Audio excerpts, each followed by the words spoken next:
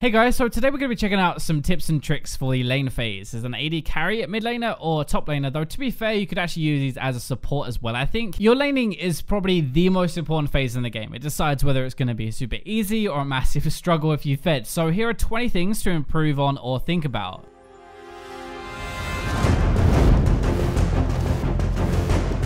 I'm going to go over these pretty quickly to try and not make this a 20-minute video, but still enough to actually use what I'm saying. So the first one is auto attack weaving, and it's probably the biggest mistake even diamond players make. In lane phase, your auto attacks mean a bit more, even as a mage actually, because people don't have as much health yet. So to maximize damage, you should be auto attacking before every spell cast. On an AD carry, this is actually way more important, but with Lucian, for example, auto attack plus Q instead of just a Q, you're getting that extra auto worth of damage, right? Even on Ahri, right, you auto attack between every ultimate charge or before your Q. Over a whole fight, you can add up like 3 to 4 auto attacks extra damage easily, and that is a big deal in the lane phase. So as we said, early lane can mean a lot, and potions are what the entire thing really revolves around. You're rarely ever going to be able to take someone from 100% to 0, but like you can put them down first and then you finish them off. Now potions stop that. Basically, you have to burn through their potions to be able to get to control, but you also have to make sure that you keep your potions, or at least more than the opponent has, right? People take the piss out of me for this on stream, but if you make the enemy laner burn their potion while keeping yours, then it's an easy way to win the lane. Once they have no potions but you have 1 or 2, you can fight, you both take 50% damage, you heal it back up, but they can't. That is where you win. A way of actually doing that to burn their potions is through trading, right? So there's 2 types of trading really that you need to know about as any laner: abusing minions and abusing cooldowns. Minions is the more advanced version. Most players, especially low elo ones, want farm more than anything, right? They do not want to miss that CS. As they go for that minion, you hit them. So they're going to hit the CS, right? They're not looking at you at all, and you get a good trade-off. You do this over and over and you build up a big lead for free, and it's kind of risk-free as well. Using cooldowns is better for slightly longer trades, I guess, like more than just one auto attack anyway, but if they use their spells on minions or they miss, that's a window where they can't use them on you, and that's when you fight them. You always want to come out on top of a trade, right? That's really obvious, and the most basic way to do that is to make sure you have an advantage using minions or using cooldowns before you do it. One step further actually for this one, the next tip is baiting the cannon minion. Nobody likes to miss a cannon, and so many people die for them. It's unreal. This is one of the things I use most actually. When the cannon wave is coming, you poke them down a little bit, right? You wait for them to come in to CS it, and that's when you can go aggressive. It's sometimes quite hard to get people to come close enough for you to fight, but this is a very easy way to start the fight exactly when you want to. Another really big thing that people do wrong is calling for ganks when you're losing the lane. So they're like, help me, I'm losing my lane, I can't CS properly, I'm going to be weak all game, I'll feed if you don't help me. To be honest, right, sometimes it does happen, but there is rarely ever a time when you cannot stop them at least killing you. Sure, you might miss some CS, but they shouldn't be farming you over and over. There are a load of reasons why you shouldn't gank a losing lane, but if you get counter ganked when you're behind, it becomes a 2v2. You almost always lose that, and then the game spirals out of control. If you're that far behind, you're probably going to be low anyway, right? They're beating on you constantly. There's a chance you're going to go 1 for 1, so it doesn't actually help you. Like, they're just giving as much gold to them as to you, or even if they kill you and turn it around or escape, that's even worse. The point is, it's very hard for a jungler to safely gank a losing lane, and it's also hard because all they are doing is reducing your deficit a little bit. They're not gaining a lead. You also have to think, if your opponent is stronger but you're keeping them in the lane phase, then the rest of the map is still even and your team can still win it. If the fed enemy is in your lane and you're containing them, that frees up the map for your team. It's actually not that bad of a thing. One of my personal favorites on this video is using attack move to CS. This is something I do all of the time. For me, I press A and then I click. Now I know there are loads of different ways to do it, but if I click on the ground, I attack move. If I click on a minion, I focus that minion like a normal attack. This is a really good way to, number 1, learn how to attack move if you're not very good at it, or number 2, never go closer than your max attack range. Even if you misclick next to the minion on the ground, you will not just run forward and die. Number 3, in team fights, you'll do this out of habit. You don't even have to think about it when it comes time to do it, which again means you don't accidentally run forward into danger. There are 2 things with this next tip about skill shots. So the first one is that because of the way the game is designed and the angle of the map and the camera, skill shots tend to hit much better if thrown slightly below the target rather than slightly above. So knowing that, we can lower our aim just a little bit. Plus, for some reason, most people will dodge downwards as well, but you can obviously adjust that if they start to dodge upwards every time. The other thing is in the lane phase. So you know the way we trade using minions, right? That can also actually help us hit skill shots. So when they move to CS, they are going to stand in a very predictable place to do that. That means we can aim our skill shot at that place and make it easier to hit. Plus, remember as well, the same thing with the minion trading, they're rarely ever looking at us, so they're not really going to dodge it because they're focused on getting that CS as well. So it's even better. Now, the next one is about a level 6 cheese. So I think we all know about the level 2 power spike, right? But the level 6 one is lesser known and it takes a bit more planning. If you're a champion who has a massive boost like a level 6 like Riven or Darius or Ahri or Syndra, then you can cheese so many kills with this, trust me. You poke them down a little bit. You trade just before you hit 6 and then you CS like normal. So they don't really suspect anything. As soon as you get it, you engage, you finish them off with the unexpected extra damage from your ultimate. You kind of need to hit 6 first for this one to work though, really. So it works best if you force them to base earlier, missing some experience, or if not, just make sure you're pushing a bit harder on that wave that gets you the level up. Another cheesy thing I really like doing that I've not really ever talked about before is the base and gank trick. When you base to items and stuff, your jungler can often sit in the lane and get the experience and CS and stuff, right? Well, the thing is, when they do that, the enemy laner will almost never expect to get ganked anymore because the jungler is in front of them in the lane. They can see them. This means that you can loop around to the side of the lane on your way back and gank them yourself. Like, it's a really tricky but a very effective way to cheese a few kills that nobody really expects. With the next one, a lot of people use control wards to the side of their lanes and stuff, but there's another way you can actually use it to get you some more kills. If you're stronger, instead of clearing the enemy ward they place in the brush, just walk into the brush and stay there. You're going to be invisible. The enemy is going to know that if you were clearing their ward, then they would see you. So you're actually probably roaming. That's the guess they're going to make. They're probably going to enter to follow you, or they're going to push a bit further into danger anyway. Instead, they find you waiting and they face check you. This is also known as a good roam bait, actually. You fake a roam, right? You sit there waiting a little bit past the lane and wait for the enemy to follow where they think you're going, and you just sit there and kill them. Something most people don't know and a bit more uncommon, I think. It probably works best bot lane, but still, if you have pushed a massive wave into the tower, there's actually a way to get the enemy under tower to take aggro and loads of free damage. Most people are going to try and stop you either diving or hitting the tower, right? They're probably going to auto attack you to scare you away, and that's exactly what you want, actually. All of your minions next to you are going to suddenly swap targets from the tower and start to attack them, probably doing at least a few hundred damage before they realize and they run away. I know it's quite basic when I say it out loud, but it's just something a lot of people don't think about, but it's actually very good to get hit by the enemy when they're under their tower next to your big minion wave to take loads of extra damage. This one is more of a small thing before we move on, but you can almost 90% tell when you're being ganked by the behavior of your lane opponent. This obviously goes for you actually as well, so you don't give away your ganks, but the enemy will often go very aggressive and start to ignore minions. That's really the key that I use. Now, a less obvious one though actually is if they start to take a few bad trades, they're either really dumb or more likely they're probably prepping you for a gank with the next trade. When you think you can get a kill, you engage properly, you fully commit, and then the jungler appears. So moving on to the next one. This video is actually kind of hard to make because laning is very hard to talk about in general when every champion has a different playstyle or a different job really. Talia, for example, is a push and roam style, so it's best used to shove the wave in and ultimate to another lane to get fed by roaming. Syndra really has low mobility though, so she's more of a lane bully, best used to fight and get fed in her own lane without roaming a whole ton. These two are obviously good at other things as well, but that would be the thing they are best at. So doing what they are best at is the easiest way to win with that champion, and you really need to know that for your champion before you go into a game. Otherwise, you don't know the best way to play and you don't know the best way to win. Let's talk about the jungle a little bit. So in general, if you're getting level 2 ganked, it's going to be around 2 minutes, and level 3 ganked around 2:45 to 3 minutes. Some are going to be faster, but that's a general timing you should know. You do need to keep track of the enemy jungler. Your lane isn't going to be a 1v1 or a 2v2 for bot lane. Like, the jungler can make a massive difference, so you have to actually play and respect them. That can be kind of hard though, but at least at the start of the game you can track this kind of easily. So watch for which lane gives the leash. If the bot lane arrived a bit late, you know they started bot side, they gave a leash. If they are already in the lane pushing straight away, then chances are the jungler is top side. That's obviously using the bot lane example, but mid laners can do this as well. Just keep an eye on your minimap and see which side actually enters the lane first. And this next one applies to everybody really, even junglers, but moving just in case when a fight breaks out is really important and will often actually pay off big time. If you're mid lane and you see a fight bot lane, for example, right, start to move just in case it lasts long enough for you to arrive and turn it around and pick up loads of gold. If you're bot lane though and there is a fight mid lane on the bottom side of it, like, move just in case they kite downwards and you can actually get there, especially before the enemy bot lane does. These extra kills and stuff make a big difference because it's not just you getting 2 or 3 extra kills, it's stopping the enemy team getting 2 or 3 extra kills. So it's a massive swing. The other side of this though is what is right for you to do. Like, do you be more selfish and you sit in lane, you farm really well and carry later, or do you sacrifice some farm but you roam more and you help your team? My tip for this one really depends on your elo, I guess, but below plat I would say definitely the roaming style is way more effective than the selfish. I will carry later playstyle, so I'm going to sit in my lane and ignore the map. In my opinion, the easiest way to do this actually and not sacrifice too much farm, so kind of like middle ground, is to roam after you base. Not only is everybody expecting you to go back to your lane so they won't even ping missing, but you have full mana, full health, more items from your base, and you come from an angle that they're not going to be used to or expecting. Another small thing, but if your jungler ever wants to invade or take an objective like Rift Herald, Dragon and stuff, you always want to push your lane. Now, I don't mean push and help him actually. It sounds a bit strange, but just push the lane, keep your lane opponent under their tower and stop them moving. This gives the jungler way more freedom and more pressure. Plus, if a fight does break out, you'll be the first to move because the enemy is under tower CSing and you're closer. It is a very small thing, but you cannot stop your jungler from doing something dumb, right? You can cover them though and make sure they don't die for it. Again, another basic but very important thing is when you don't know where the enemy jungler is or if anyone is missing and stuff, do not just run up to a bush and ward it. What I really mean is use a wall. Put a wall in between you and the bush. That means that if anybody is sitting in there, they're unlikely going to come over it and go full ham mode. And even if they do use their gap closer over the wall, you can just flash away. It's one of those things that is actually probably going to save your life quite a lot, even if it does sound really basic. And kind of like potions when we talked about those before, when you're buying items first, like your first few bases, it's easier to grind somebody down than to buy enough damage to burst them. So that's often sustain, health or mana or defense. What I mean with this is for mid laners, don't be afraid to buy some magic resist or mana regen early, even if it's not going to be building into your first item. Even if you're going to rush Illudens, for example, getting the Lost Chapter from the Rollonomicon so that you have some mana regen is often normally a really good idea. Finally then, the last one, the higher you get, the more important this is going to be, but a little trick to keep track of summoner spells and stuff much easier. A lot of people are going to do this, but I doubt properly at least. So turn on your timestamps for your chat in the settings, and then when somebody blows their flash or whatever, you can press tab, you click on the summoner and leave a timestamp for when they used it. It will save you writing anything else in chat or actually typing, but later you can come back to this and time it if you want to. This is a bit more keen, I know it's a bit more advanced I guess, but it's an easy way to punish flash cooldowns or know what summoners they have up, and in the moment you only have to press tab and click to get all of that. So I hope you guys enjoyed these tips. I'm sure a lot of them people already knew, but hopefully they helped you guys. Thank you for watching, but for now I'll leave you with the robots.